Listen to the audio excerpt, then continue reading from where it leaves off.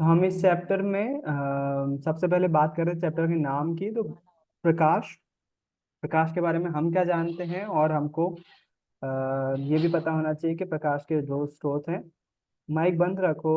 वर्षा, Narendra, mic बंद रखो बेटा, दूसरों को डिस्टर्ब होता है फिर, है ना। म्यूट ही रखा करो, जब कुछ बोलना है तो हैंड रेस करो, और उसके बाद या चैट में लिख दो।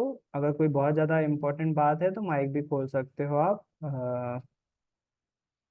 लेकिन सही तरीका वही है, हैंड रेस करो, चैट में लिखो क्वेश्चन, मैं आपको नाम बोलूंगा, माइक खोलो, आप अपना क्वेश्चन पूछो, अपन इसको सॉल्व करेंगे, कोशिश करेंगे सॉल्व करने।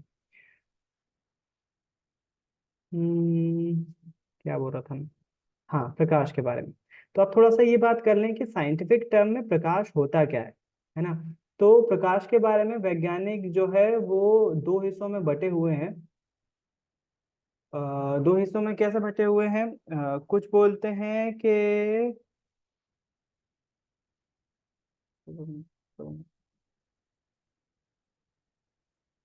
जैसा अपन ने 9th क्लास में देखा ना कि हर एक जो हम तत्व यौगिक और मिश्रण में देखो, नॉर्मली मैं ऐसा बोलता रहूंगा कि हमने 9th क्लास में ये पढ़ा था, ये पढ़ा था, पढ़ा नहीं था उसको मैं एक्सप्लेन भी करता जाऊँ। कैसा? हमने 9th क्लास में हमने ये देखा था कि हर एक चीज जो है वो कणों से मिलकर बनी हुई होती है। और वो कणों को हमने देखा फिर अगले चैप्टर में कि वो ज्यादातर जो है तत्व यौगिक और मिश्रण है ना। और तत्व जो है वो एक प्रकार के कणों से मिलकर बने होते हैं, यौगिक जो है वो जितने तत्व होंगे उतने प्रकार के कणों से मिलकर बनेंगे, और मिश्रण में अलग अलग कण हो सकते हैं। और उसके और अगले चैप्टर में हमने देखा कि तत्व जो है वो पहले तो बोलते थे कि कण सबसे आखिरी, कणाद ने बोला था कि परमाणु सबसे आखिरी, उसको और अधिक नहीं तोड़ा जा सकता। लेकिन उसके बाद हमें पता चला कि बीच में जो है वो प्रोटॉन और न्यूट्रॉन होते हैं, जो नाभिक होता है तत्व का, उसमें प्रोटॉन और न्यूट्रॉन होते हैं, उसके आजू बाजू इलेक्ट्रॉन जो है वो चक्कर लगाते रहते हैं। ये परमाणु मॉडल हमने अगले 9th क्लास में देखा, है ना। इलेक्ट्रॉन ऐसे घूमते रहते हैं, मतलब हर एक चीज इसी तरह से बनी हुई है, परमाणु से मिलकर बनी हुई है। और परमाणु काय काय से मिलकर बना हुआ है? प्रोटॉन, इलेक्ट्रॉन और न्यूट्रॉन। प्रोटॉन को P+ लिखते हैं, इलेक्ट्रॉन को E- लिखते हैं, और न्यूट्रॉन को N0 लिखते हैं, है ना। कोई आवेश नहीं होता न्यूट्रॉन पे, बच्चे कंफ्यूज होते हैं। तीन कणों से मिलकर बने हुए हैं ब्रह्मा, विष्णु, महेश। हर एक चीज जो है वो तीन कणों से मिलकर बनी हुई है, हर एक परमाणु तीन कणों से मिलकर बना हुआ है, प्रोटॉन, न्यूट्रॉन और इलेक्ट्रॉन, है ना। जो नाभिक होता है बीच में, उसमें दो कण पाए जाते हैं, प्रोटॉन और न्यूट्रॉन। कौन कौन से? प्रोटॉन और न्यूट्रॉन, प्रोटॉन और न्यूट्रॉन। उसके आजू बाजू इलेक्ट्रॉन चक्कर लगाते रहते हैं, चक्कर मतलब स्थिर कौन है? प्रोटॉन और न्यूट्रॉन। प्रोटॉन और न्यूट्रॉन स्थिर है, और आजू बाजू चक्कर लगाते रहते हैं वो इलेक्ट्रॉन।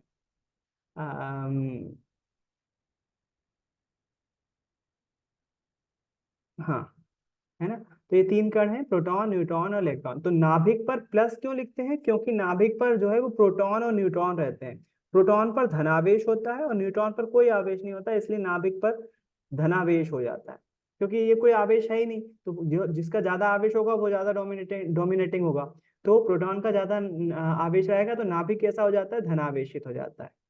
और इलेक्ट्रॉन पर कौन सा आवेश होता है? ऋणावेश होता है, इलेक्ट्रॉन पर नेगेटिव आवेश होता है। तो बीच में धनावेश रहता है और उसके आजू बाजू इलेक्ट्रॉन नेगेटिव आवेश के साथ चक्कर लगाता रहता है, घूमता रहता है ना। ये हमने देखा था।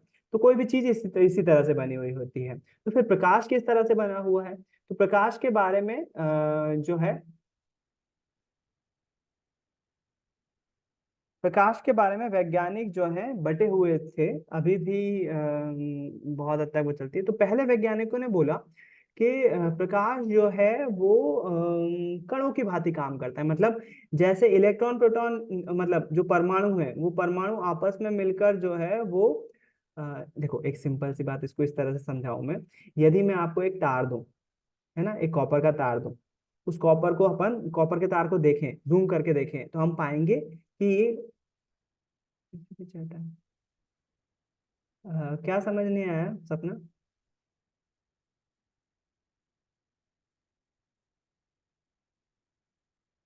अभी तो समझाया नहीं है बेटा, अभी तो फिर कॉन्सेप्ट चल रहा है, फिर से समझने की कोशिश करूँ, मैं उसी को अलग तरह से समझा रहा हूँ। यदि मान लीजिए मेरे पास एक तांबे का तार है ना, एक सीधी स्ट्रेट लाइन, मैं इसको अगर पास कर, 9th क्लास में हमने पढ़ा है ना, इसको पास करके देखूंगा तो मैं पाऊंगा कि कॉपर जो है वो बहुत छोटे छोटे कणों से मिलकर बना हुआ है। कॉपर के कण हैं बहुत सारे, है ना, वो दिखाई नहीं देंगे, माइक्रोस्कोप से भी देखेंगे हम, बहुत छोटे छोटे। जैसे प्याज की कोशिका देखी होगी आपने, वैसे ही कॉपर भी जो है कॉपर के छोटे छोटे कणों से मिलकर, उस कणों को और अगर हम जूम करके देखेंगे, जो कि पॉसिबल नहीं है, इलेक्ट्रॉन माइक्रोस्कोप से पॉसिबल है लेकिन रियलिटी में पॉसिबल नहीं, और कर जूम करके देखेंगे तो हम पाएंगे वो हर एक जो कण है वो परमाणुओं से मिलकर बना हुआ है ना।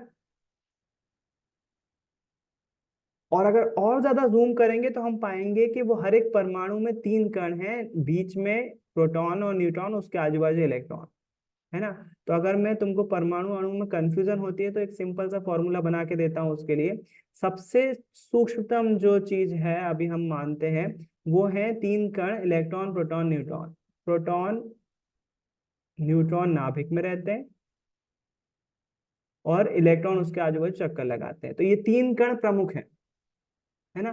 ये कण आपस में मिलकर परमाणु बनाते हैं। परमाणु को हम इंग्लिश में एटम बोलते हैं, आइटम नहीं, एटम, है ना। आइटम मतलब कोई चीज हो जाती है।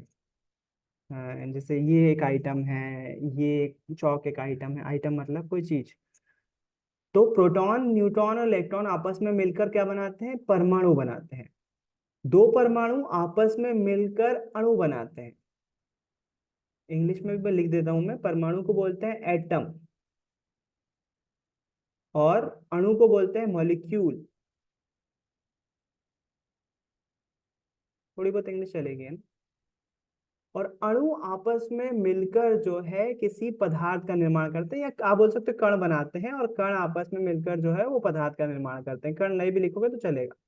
अब वो पदार्थ तत्व यौगिक मिश्रण कुछ भी हो सकता है ना।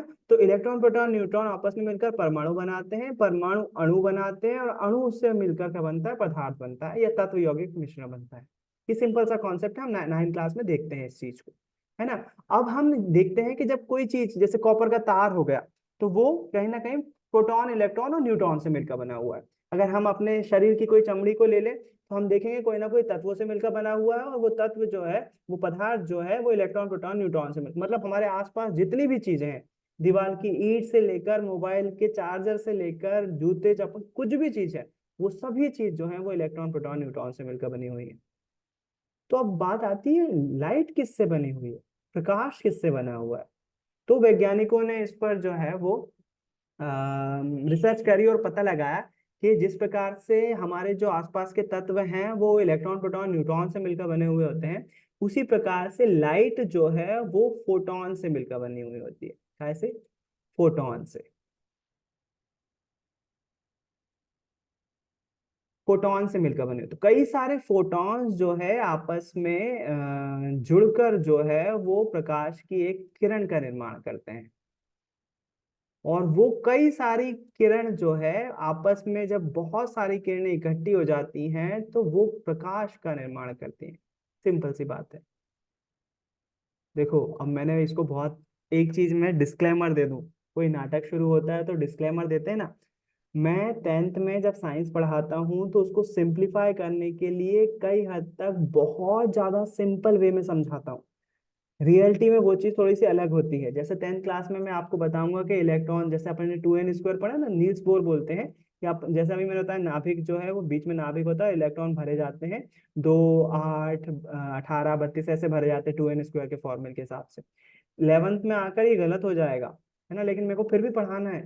तो मैं डिस्क्लेमर दे दूं आपको, जो भी चीजें बताता हूँ उसको सरल करने के चक्कर में, बहुत ज्यादा इजी बनाने के चक्कर में कुछ चीजें मैं गलत भी बोल रहा हूँ, और जहां गलत बोलूंगा बता भी रहा हूँ मैं, है ना। तो वो चीजें हैं, लेकिन अच्छा ही वही है, हमको 10th क्लास के लेवल से ही पढ़ना पड़ेगा। तो फोटोन क्या होता है, अच्छा क्वेश्चन है।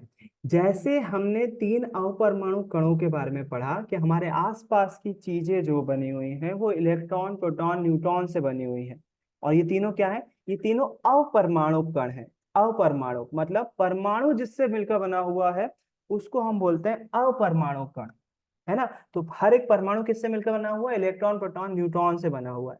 उसी प्रकार से लाइट कोई हमारे आसपास का पदार्थ नहीं है, आइटम नहीं है। जब वैज्ञानिकों ने देखा कि लाइट किससे मिलकर बनी हुई है, तो वैज्ञानिकों ने पता लगाया कि ये भी एक अपरमाणु कण है जिससे लाइट बनती है, जिसको हम फोटॉन बोलते हैं। तो फोटोन आपस में मिलकर जो है वो एक किरण का निर्माण करते हैं, और किरणें आपस में, कई सारी किरणें, अगर मैं जरा सा एक मतलब एक हाथ से ऐसा गोल का साइन बनाऊंगा, मतलब किसी को बोलते हैं ना, और अगर मैं यहाँ बल्ब के सामने रखा हूं तो इसमें करोड़ों प्रकाश किरणें जा रही हैं, तो सोचो फोटोन का साइज कितना छोटा होता होगा, है ना। इलेक्ट्रॉन प्रोटॉन न्यूट्रॉन का भी बहुत बहुत छोटा होता है, क्योंकि हमको दिखाई नहीं दे रहे हैं इलेक्ट्रॉन प्रोटॉन न्यूट्रॉन अपने आसपास, उसी प्रकार से फोटोन भी दिखाई नहीं दे रहा है।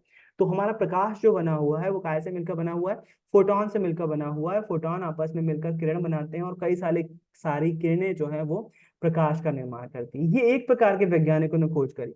बाद में कुछ वैज्ञानिकों ने बोला कि नहीं भाई, प्रकाश जो है वो एक तरंग की भांति काम करता है। तरंग बोले तो आपने थोड़ा सा, अपन 9th क्लास में फिर से जाते हैं, हमने देखा तरंग प्रकाशिकी में ध्वनि के बारे में देखा कि ध्वनि जो है तरंग की भांति काम करती है। अनुदैर्घ्य तरंगे और अनुप्रस्थ तरंगे के थोड़ा बहुत कॉन्सेप्ट पढ़ा भी। तो मतलब तरंग क्या होती है, सिंपल सी भाषा में समझाऊं अगर मैं आपको, तरंग क्या होती है, ध्वनि कैसे चलती है। पानी में एक पत्थर डालो तो लहरें बनेंगी, वो लहरें ही साइंस की भाषा में तरंग है। तो हम जब ध्वनि बोल रहे हैं तो ध्वनि भी हम आप तक, मेरे मेरे बोलने से लेकर आप तक तरंग की भांति काम कर रही है, वो तरंग के रूप में जा रही है, हेडफोन माइक्रोफोन से लेकर आपके लाउड स्पीकर तक, तो वो तरंग की भांति काम कर रही है ध्वनि। तो कई वैज्ञानिकों ने ये बोला कि भाई आप कुछ वैज्ञानिक बोल रहे थे कि फोटोन से मिलकर बना हुआ है प्रकाश, जो कि है, सच्चाई है। तो कई वैज्ञानिकों ने सिद्ध किया कि नहीं भाई, मतलब फोटोन से मिलकर बना हुआ मतलब कणों से मिलकर बना हुआ है, उनका बोलना ये था, है ना। तो कई वैज्ञानिकों ने बोला कि फोटॉन से मिलकर बना हुआ, कणों से मिलकर बना हुआ है, जबकि कुछ वैज्ञानिकों ने बोला कि नहीं, ये तरंग की भांति काम करता है। लाइट एक तरंग की जैसी ट्रेवल करती है, वेव की जैसी ट्रेवल करती है ना, टकराती जाती है आपस में और आगे बढ़ती जाती है। बाद में वैज्ञानिक इस चीज पर फिक्स हुए मतलब ये इस चीज निष्कर्ष पे पहुंचे। वो निष्कर्ष उनका ये था कि प्रकाश जो है वो द्वैत प्रकृति रखता है। कैसी प्रकृति? द्वैत प्रकृति। द्वैत मतलब इंग्लिश में बोले तो डुअल नेचर।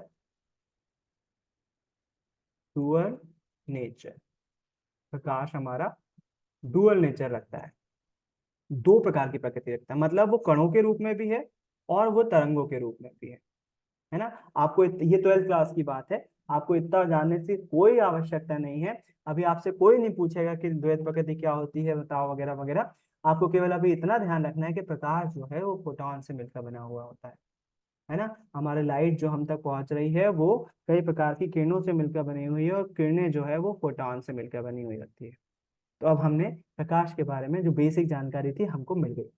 अब हम अपने चैप्टर की तरफ बढ़ते हैं, तो हम शुरुआत करते हैं अपने माइंड मैप से कि हम चैप्टर में कौन कौन से टॉपिक जो है वो देखने वाले हैं, कवर करने वाले हैं। तो चैप्टर के दो पोर्शन हैं। पहला है परावर्तन, जिसको हम इंग्लिश में रिफ्लेक्शन बोलते हैं। रिफ्लेक्शन, रिफ्लेक्शन मतलब टकराना और वापस आना, है ना। परावर्तन मतलब टकराना वापस आना, ऐसा, है ना। गेंद मारते हैं ना, गेंद दीवार से टकराई और अपने पास वापस आ रही, तो उसको हम परावर्तन बोलते हैं, रिफ्लेक्शन बोलते हैं। और दूसरा टॉपिक, हम दूसरा पोर्शन इसमें पढ़ेंगे अपवर्तन, जिसको हम रिफ्रैक्शन बोलते हैं। ये रिफ्लेक्शन है और ये रिफ्रैक्शन है ना। अपवर्तन में क्या होता है, लाइट एक जगह से दूसरी जगह में प्रवेश कर जाती है, अंदर घुस जाती है ना। परावर्तन में क्या, टकरा के वापस लौटेगी।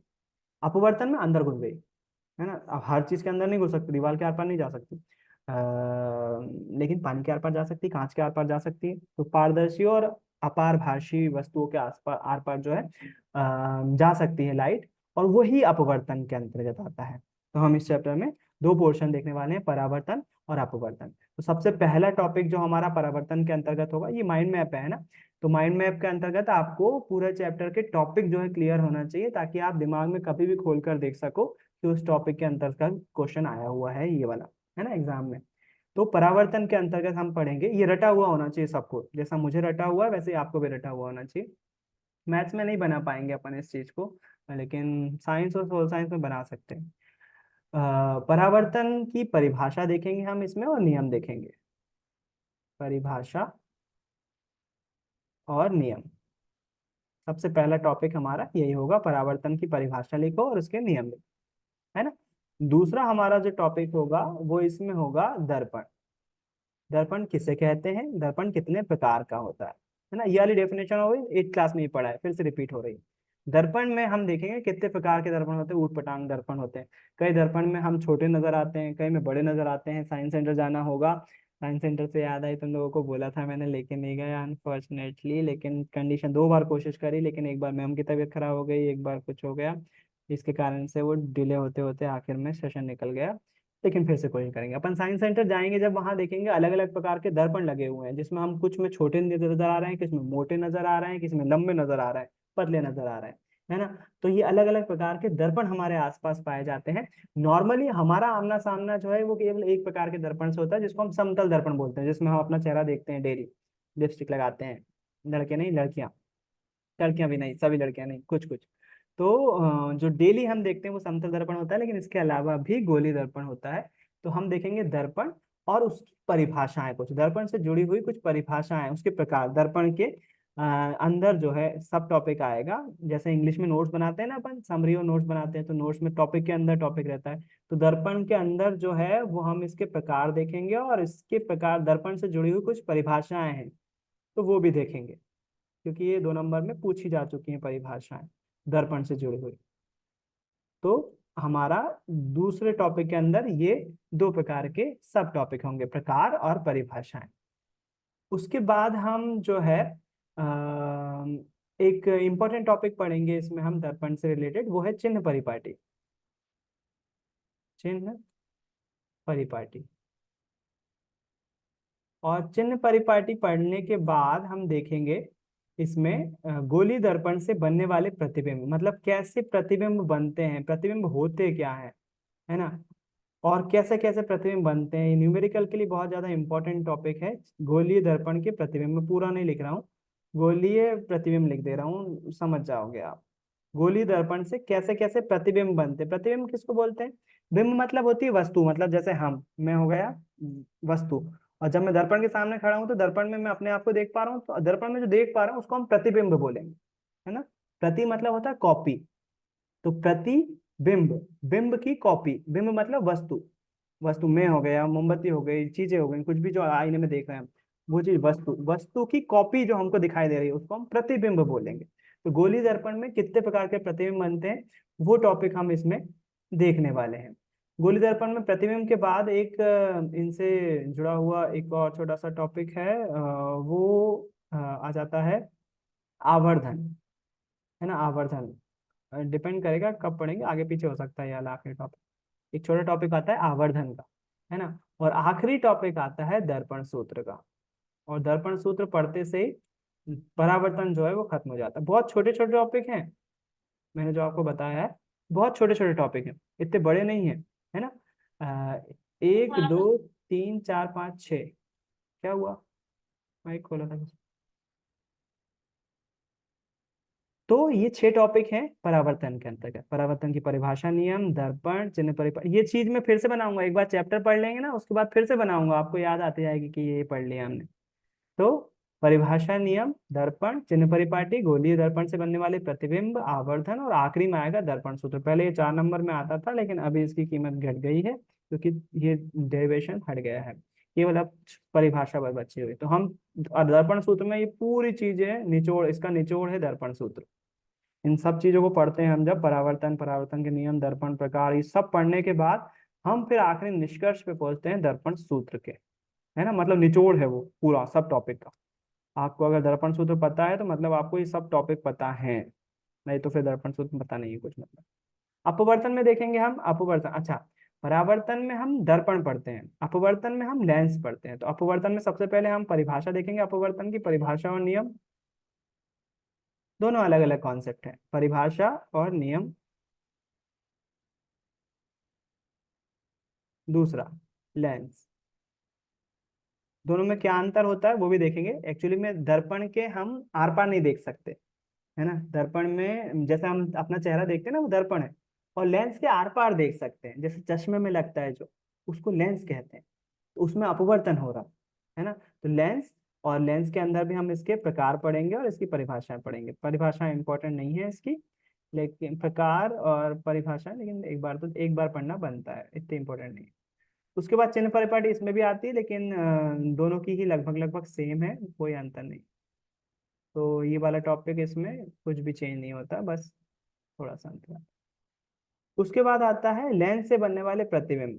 इस पे न्यूमेरिकल बनते हैं। तो लेंस के प्रतिबिंब इसका एक टॉपिक है। उसके बाद आता है इसमें भी आवर्धन आता है, और एक टॉपिक इसमें जुड़ जाता है इसके हट के आवर्धन के अलावा। इसमें आ जाता है ये तो है ही दर्पण सूत्र आता है इसमें, और इसमें आ जाता है लेंस सूत्र। और लेंस सूत्र के अलावा एक छोटा सा टॉपिक इसमें जुड़ जाता है, लेंस की क्षमता। बस बाकी सब सेम ही है। लेंस की क्षमता। तो ये टॉपिक है इसमें, है ना। 6 टॉपिक इसमें, 3 3 6, और 7 टॉपिक इसमें अपवर्तन में। तो ये 6 6 12 13 टॉपिक हो गए। इन 13 टॉपिक को हमने पढ़ लिया। इन 13 टॉपिक में जैसे हमने 13 टॉपिक पढ़े, इस चैप्टर में कोई भी कुछ भी पूछ ले, कहीं से भी पूछ ले, बुक पूछ ले या एग्जामिनर पूछ ले, कुछ भी पूछ ले, आप बता पाओगे उसका आंसर, है ना। तो ये 13 टॉपिक है। हम स्टार्ट करेंगे इसको, इन 13 टॉपिक को। मेनली अगर डिफरेंस देखोगे आप परावर्तन में, तो परावर्तन देखो यहाँ पर आपको दिखाई देगा परावर्तन के साथ दर्पण है, और अपवर्तन के साथ लेंस है। कई बार बच्चे देखना, आपको मैं तिमाही परीक्षा 6 माही होगी तो 6 माही में दिखा दूंगा, तिमाही में दिखा दूंगा। क्वेश्चन आता है परावर्तन किसे कहते हैं, बच्चे उसमें अपवर्तन लिख के आते हैं परिभाषा। क्वेश्चन आता है अपवर्तन का, बच्चे उसमें परावर्तन लिख के आते हैं। ऐसा क्यों होता है? क्योंकि उन्होंने ये वाला लेक्चर मिस किया हुआ रहता है। दोनों अलग है भाई। आप सिंपल सी बात याद रखो, देखो परावर्तन से क्या याद रखना, आप सबने किया है वो चीज। कहाँ चमकाया है ना, मम्मी को चमकाया होगा, भाई बहन को तंग किया होगा बहुत ज्यादा। वो कांच चमका रहे हैं तो क्या हो रहा है, प्रकाश उस कांच पे पड़ रहा है, और आप उसको, उसके प्रकाश को रिफ्लेक्ट करके अपने भाई बहन को परेशान कर रहे हो। वो क्या हो रहा है, वो परावर्तन है। मतलब टकरा के प्रकाश किरण लौट रही है, और लौटने का तुम गलत इस्तेमाल कर रहे हो उसका। वो क्या है, परावर्तन, है ना। चेहरे, हम जो चेहरा देख रहे हैं वो किस कारण से देख पा रहे हैं, प्रकाश के परावर्तन के कारण से देख पा रहे हैं। मिरर में जो चेहरा देख रहे हैं ना, मेकअप शेकअप कर रहे हो, वो सारी चीजें काहे से हो रही है, प्रकाश के परावर्तन के कारण से हो रही है। अपवर्तन के कारण से क्या हो रहा है, अंधों को दिख उसी कारण से रहा है। अंधों, अंध सॉरी, अंधे नहीं, सॉरी, अंधे नहीं, जिनकी आंख कमजोर है उनको दिख ही उस कारण से रहा है। मेरी आंख कमजोर है, मैं चश्मा लगाता हूँ क्योंकि चश्मे में अपवर्तन हो रहा है, उसके कारण से मैं देख पा रहा हूँ। नहीं तो मैं, आंख कमजोर हो गई है तो नहीं दिखाई देगा, जाहिर सी बात है। उस चश्मा अगर मिरर होता तो क्या मैं देख पाता, उसमें मेरे को आंख की इमेज दिखाई देती है अपनी। चश्मे के आर पार देख पा रहा हूँ ना मैं, दूर की चीज पास देख पा रहा हूँ, पास की चीज दूर देख पा रहा हूँ। तो उसमें प्रकाश आर पार जा रहा है ना, वो अपवर्तन है। सिंपल सा कॉन्सेप्ट है, इसमें कंफ्यूज होने की जरूरत ही नहीं है। तो अब जो है, जब हम इतना बेसिक जानते हैं कि परावर्तन में दर्पण का इस्तेमाल करते हैं, अपवर्तन में लेंस का इस्तेमाल करते हैं, तो अब हम तैयार हैं कि अब हम अपना पहला टॉपिक स्टार्ट कर सकते हैं। लेकिन मैं आज नहीं करूंगा, मैं कुछ केवल इंट्रोडक्शन देना था, इसलिए मैंने क्लास लगाई। थोड़ी सी लेंदी भी हो गई ये क्लास। और सबसे बड़ी बात यह है कि बहुत सारे बच्चे ज्वाइन नहीं कर पाए हैं, मेरी गलती से भी, बच्चों की गलती से भी। कोशिश रहेगी कि उनको ज्वाइन करवा लिया जाए, और अपन कल फिर इसको 6 बजे शाम को मिलते हैं, और फिर चैप्टर को अच्छे से स्टार्ट करते हैं। तो आज का काम ये है, अगर आप इसका स्क्रीन राइटिंग बहुत गंदी है मुझे मालूम है, लेकिन अगर आप कहीं रफ में एक कॉपी बना लो, ज़रूरी है कॉपी बनाना। उसके पोर्शन डिवाइड कर लेना। साइंस में अपन ये टॉपिक ये वाला जो है देखने वाले हैं, एक एक करके सारे टॉपिक। लिखने की जरूरत नहीं है अभी, अभी केवल समझते चलना है। और बस एक काम बहुत ज्यादा इंपॉर्टेंट करना है, वो ये कि जब क्लास खत्म हो और आप जब रात में सोने के लिए जाओ, तो एक बार केवल रिवाइज करना है कि हमने परावर्तन में ये चीज पढ़ी थी, हमने अपवर्तन में ये चीज पढ़ी थी, क्लास की शुरुआत इससे हुई थी, ये समझाया था, 3 बातें बताई थी। फिर उसके बाद जो है हम साइंस में क्या क्या पढ़ने वाले हैं वो बताया था, थोड़े थोड़े चैप्टर रिकॉल होते रहेंगे कि ये बताया था। और हमने जो है आज परा चैप्टर के 2 पोर्शन है, परावर्तन अपवर्तन। केवल मतलब क्लास में जो जो हुआ सोते समय एक बार रिवाइज कर लेना, सोते समय, काम करते समय, कुछ भी करते समय केवल एक बार रिकॉल कर लेना है। और फिर धीरे धीरे अब होमवर्क भी मिलता जाएगा कि ये याद करना है, ये ऐसे बताना है, क्योंकि पीडीएफ में शेयर कर दूंगा चैप्टर अभी के 9 की, पहला 10 था वो। तो उसके क्वेश्चन आंसर फिर धीरे धीरे अपन को लिखना भी पड़ेंगे और याद भी करना पड़ेंगे। अब लिखने का तो मैं तुमसे बोल नहीं सकता हूँ। सबसे अच्छी बात तो ये या बुरी बात यही है, अच्छी भी बुरी भी दोनों ही है, क्योंकि लिखने से हमको ज्यादा लंबे समय तक याद रहता है। जब हम खुद से लिखे हुए रहते हैं ना, तो हमें राइटिंग भी सुधरती है और लिखने से लंबे समय तक याद रहता है। लेकिन अच्छी बात यह है कि स्कूल में हम ऑलरेडी लिख रहे हैं, तो यहाँ पर आपको लिखने का कोई फोर्स नहीं है। आपको जो छोटा मोटा होमवर्क दिया जाएगा कभी कभार, बस वही पूरा करना पड़ेगा। तो लिखने पे मेरा बिल्कुल भी वो नहीं रहेगा। आपको केवल पीडीएफ शेयर की जाएगी। आपको अगर याद करना है, तो मेरी तो कोशिश ये रहेगी कि याद भी यहीं करवा दूँ, कि आपको जो है वो रटना ना पड़े। है ना, साइंस में अच्छी बात ये है, रटना नहीं पड़ता, अपन को समझ जाए चीजें तो आप अपनी अपनी भाषा में लिख सकते हैं। नोट क्यों करवाते हैं फिर? नोट केवल इसलिए करवाते हैं क्योंकि अब जब हम अपने मन से लिख रहे होते हैं और हमारा मन बहुत चंचल है, तो हमारा मन जो है वो कुछ भी लिखवा देगा, हमारे पास शब्द नहीं रहते। तो हमारे पास जब लिखा हुआ रहता है ना, तो उससे नए शब्द मिलते हैं। जैसे देखो, आज बताया, जो हमारा प्रकाश का मानव निर्मित स्रोत है, उसको हम एक शब्द में बोलते हैं कृत्रिम। है ना? तो कृत्रिम जो है वो एक शब्द, तो ये चीजें कहाँ से मिलेगी? जब हमारे पास लिखा हुआ होगा एक तरीके से, वहां से मिल जाती है ना। तो कम से कम शब्दों में हम मानव निर्मित प्रकाश स्रोत और कृत्रिम स्रोत, लिखने का काम कम हो रहा है ना, तो अच्छे शब्द मिल जाते तो लिखने का काम कम हो जाता है, इसलिए आपको लिखवाया जाता है ना? तो आज के लिए इतना ही रखते हैं। उम्मीद है आपने कुछ नया सीखा होगा। आप कल मिलेंगे, है ना? चलिए, बाय, गुड नाइट, जय गुरुदेव सभी को। थैंक यू भैया। थैंक यू भैया। वेलकम। Thank you. वेलकम। कोशिश करो और भी बच्चों को जोड़ सको, है ना? जहाँ के भी बच्चे हों, जो भी बच्चे हों, बाहर के बच्चे हों, आपके कजन जुड़ना चाहते हो, दिल्ली के हों, कहीं के भी हों, अगर पढ़ने की इच्छा रखते हैं और जुड़ना चाहते हैं, तो आप बेहिचक उनको जोड़ सकते हो। मुझे कोई दिक्कत नहीं है। हाँ बोलिए। ठीक है।